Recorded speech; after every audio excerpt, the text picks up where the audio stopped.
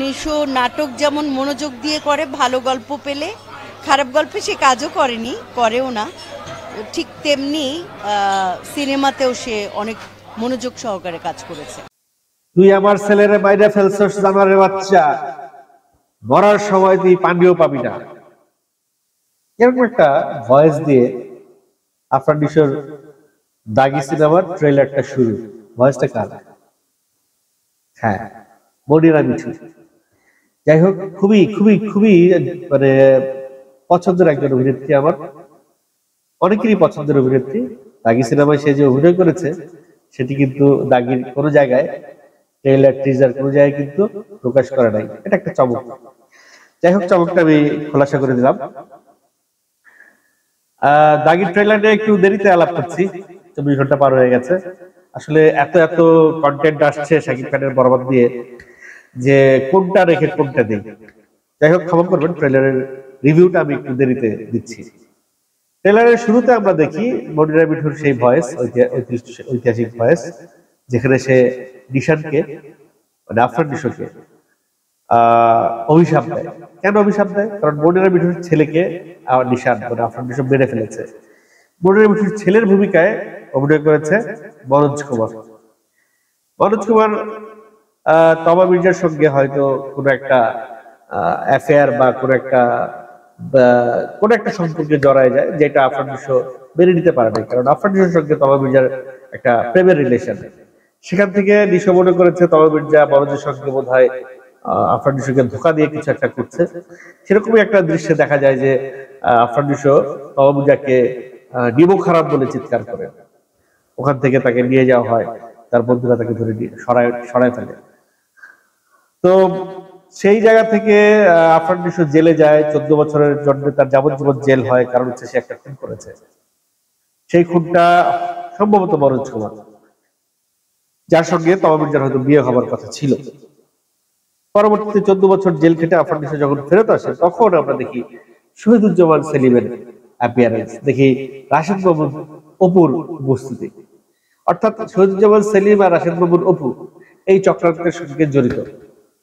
যে চক্রান্তে আফরান নিশো হয়তো মনোজ কুমারকে হয়তো মারেই নাই, এটা মেরেছে হয়তো শহীদুজ্জামান সেলিম, যার ভুলের শাস্তি আফরান নিশো হয়তো শাস্তি কেটেছে। অথবা আফরান নিশোই খুন করেছে, তমা মির্জা তার সঙ্গে বিট্রে করেছে এই কারণে। কারণ আফরান নিশো একটা সময় জেল থেকে বেরিয়ে বলে যে এই 14 বছর আমি শুধু একটাই দোয়া করেছি, সবাই যেন আমাকে মাফ করে দেয়। তো সে কি জন্য, সে কি অপরাধ করছে যে সবাই তাকে মাফ করে দেবে? সে কি খুন করে জেলে আসছে এই কারণে, নাকি তমা মির্জার সঙ্গে তার একটা বিচ্ছেদ হয়েছে, তার সঙ্গে সে দুর্ব্যবহার করেছে সেই কারণে?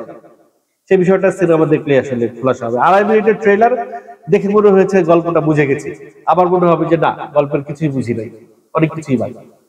এই সিনেমায় সুনেরা বিনতে কামাল আফরান নিশোর মেয়ের ভূমিকায় অভিনয় করেছে, সেটি স্পষ্ট বোঝা গেছে। একটা দৃশ্যে আফরান নিশো বলে, তুমি হয়তো জানো না তোমার বাবা জেল কেটেছে, তোমার বাবা খুনের আসামি। এই কথাটা সে তার মেয়েকে জানায়। যদিও আরেকটা মেয়ের বাচ্চা মেয়ের উপস্থিতি এখানে দেখা গেছে।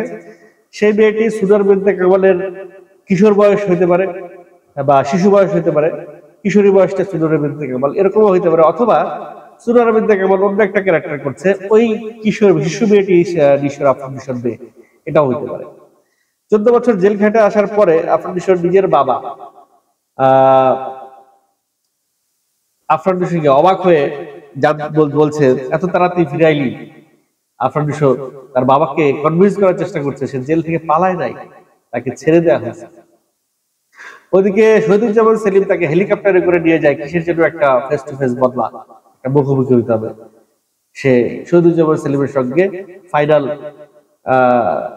ব্যাটেলটা করতে যায় হেলিকপ্টারে চড়ে। একটা জিনিস দেখেন, বরবাদেও হেলিকপ্টারের ব্যবহার, দাগিতেও হেলিকপ্টারের ব্যবহার।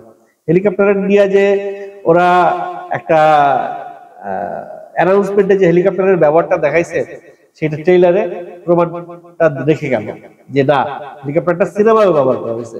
টিজারটা যখন ছাড়ছিল তখন আমরা অনেক সমালোচনা করেছি যে ভাই যেভাবে আসছে হেলিকপ্টার নিয়ে, তাতে মনে হয়েছে যে সিনেমায় হেলিকপ্টারের ব্যবহার আছে, ওইরকম একটা গেস্টার পোস্টার আছে। সেটা তো টিজারে দেখলাম না। আলটিমেটলি সেই কথা হয়তো পরিচালকের কানে ঢুকছে এবং পরিচালক তারই একটা ছাপ ট্রেলারে রেখে গেছে, না হেলিকপ্টার সিনেমায় ব্যবহার হয়েছে। আফরান নিশো জেল থেকে ফিরে এসে আবার তমা মির্জার সাথে দেখা করে।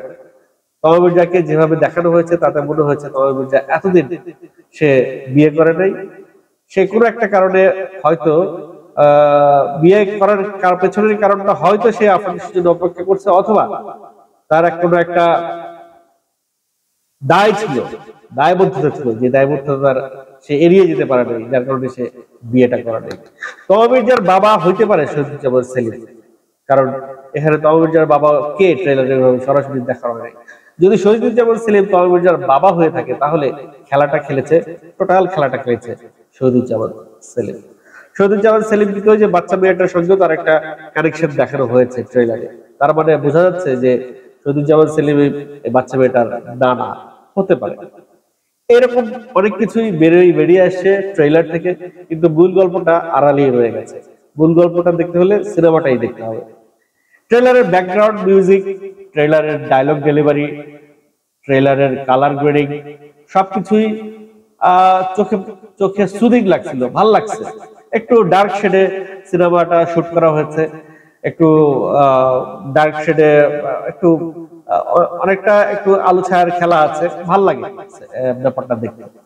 তবে চরকির প্রতি আমার একটা অভিযোগ, চরকির যে ইউটিউব চ্যানেল, সেই ইউটিউব চ্যানেলের ডেসক্রিপশন বক্সে তারা ডিটেল লেখে নাই, যেমন ট্রেলারে ডিটেল লেখে নাই, কাস্ট লেখে নাই, ডিওপি কে সেটা লেখে নাই, সিঙ্গার কে গান গাইছে কে সেটা লেখে নাই, বা কোরিওগ্রাফার কে, কস্টিউম ডিজাইনার কে কিচ্ছু লেখে নাই, মেকআপ ম্যান কে কিচ্ছু লেখে নাই ট্রেলারের ইয়েতে।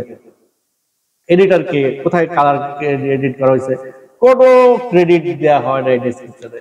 এটা এটা এটা খুবই খুবই খুবই মর্মাহত হবার মতো যারা এই সিনেমায় কাজ করেছে তাদের জন্য। তারা এই জিনিসটা দেখে কিন্তু খুব কষ্ট পায়। আপনাদের রাইটটাই এই টেকনিশিয়ানদেরকে আপনারা কষ্ট দিবেন। আমরা স্ক্রিনে যাদেরকে দেখান তাদেরকে তো দেখতে পাচ্ছি, কিন্তু যাদেরকে আপনি স্ক্রিনে দেখাইতে পারেন না তাদেরকে তো ডেসক্রিপশন থেকে অ্যাটলিস্ট তাদের নামটা দিবেন। এখানে ট্রেইলারে পরিচালকের নাম দিতে পারছেন, আফরান নিশোর নাম দিতে পারছেন, তমার নাম দিতে পারছেন, সুনারের নাম দিতে পারছেন, এসবিএফ চরকির নাম দিতে পারছেন ট্রেইলারের ইয়েতে, টাইটেল হেডলাইনে। আর ডেসক্রিপশনে ছোট্ট করে বাকি ব্যক্তিদের, বিশেষ বিশেষ ব্যক্তিদের নামটা আপনারা দিতে পারলেন না। আপনাদের এত কঞ্জুসি কেন? কি কি কি কমে যেত এগুলা দিলে? আপনাদের কি ক্ষতি হইতো? একটা লাইনই তো লিখে দিবেন, তাই না? আমি জানি না আমার এই ভিডিও তাদের চোখে পড়বে কিনা, যদি পড়ে থাকে আমি তাদের কাছে প্রশ্ন রেখে গেলাম, আপনারা এরকম বৈষম্যমূলক আচরণ কেন করেন টেকনিশিয়ানদের সঙ্গে? ইভেন আমরা যারা কন্টেন্টটা বানাই তারাও তো অন্ধকারের উপরে কন্টেন্ট বানাইতে হয়, যে কে বিজিএম করছে, কে ব্যাকগ্রাউন্ড এডিটিং করছে, কে কালার করছে, কে মেকআপ দিচ্ছে, এগুলো জানলে আমাদের কন্টেন্টটা বানাইতে সুবিধা হয়। আফরান নিশোর একটা স্পেশাল গেটআপ আছে এই সিনেমায়, তার সেই গেটআপটা কে দিছে, প্রস্থেটিক মেকআপের ব্যবহার হয়েছে, মেকআপটা কে ছিল, এই বিষয়গুলো নিয়ে যেমন বরবাদের এক একটা কন্টেন্ট হয় আলাদা আলাদা। আপনারা তো নিজেদের পাবলিসিটিতেও এগুলো একটা বিষয় অ্যাড হইতে পারে। আপনারা হয় বোকা, না হয় কি আমি জানি না, বুঝি না, ডেসক্রিপশনে কেন আপনারা ডিটেল দেন না। যাই হোক, পরিশেষে বলতে চাই ট্রেলারটা খুব ভালো লেগেছে আমার কাছে। ট্রেলার হিসেবে ঠিক আছে। দর্শকের কাছে প্রশ্ন, আপনাদের কাছে ট্রেলারটা কেমন লেগেছে অবশ্যই কমেন্ট করে জানাবেন। সেই সাথে আমি যেই অভিযোগটা করেছি সেই অভিযোগের সঙ্গে আপনারা একমত কিনা সেটিও কমেন্ট করে জানাবেন।